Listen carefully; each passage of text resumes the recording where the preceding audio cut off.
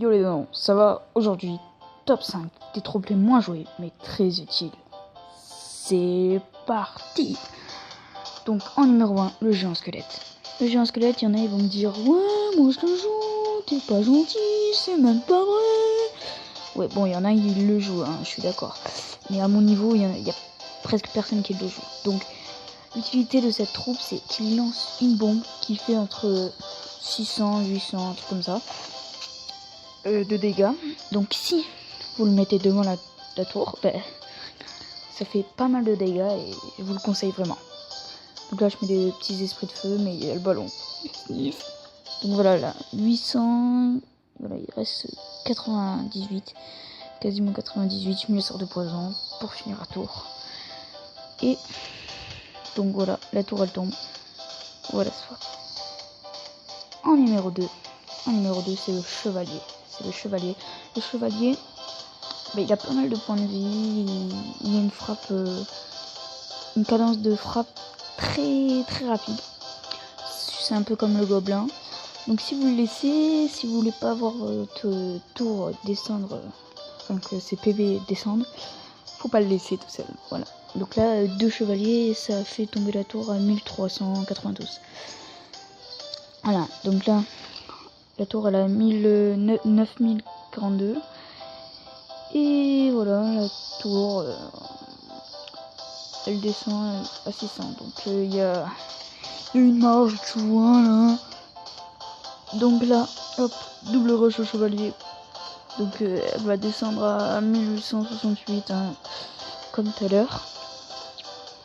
Pour montrer l'efficacité, il y a pas mal de points de vie. Hein. À 1872. Désolé, me frappez pas. Donc enfin bref. En numéro 3, c'est les esprits de feu. Très utile contre des hordes, beaucoup de troupes qui se réunissent. Donc là j'ai lancé des esprits de feu, il reste plus qu'un seul. Un seul serviteur, donc c'est rien. La horde de gargouilles versus esprit de feu. C'est les esprits de feu qui l'emportent, cette fumée d'élixir. Waouh. Enfin bref. Donc là je refais. Et il va me lancer des barbares, voilà. Donc ça met pas fin aux barbares, mais ça les descend quand même pas mal. Là il n'y a plus qu'à mettre un petit zap, voilà. Et les barbares ils sont foutus. Voilà, donc là on va essayer hors de gargouilles et gargouilles tout simple. Il reste 2 serviteurs avec la moitié de leur vie. Ensuite là je refais encore. Et je vous gâte, hein. Serviteur, hors de serviteurs. Il reste comme tout à l'heure 2 serviteurs, la moitié. Donc là 2 hordes de serviteurs. Il va en rester seulement 4 avec toute leur vie. Bon, 2 hordes de serviteurs quand même, ça va leur tout enlever.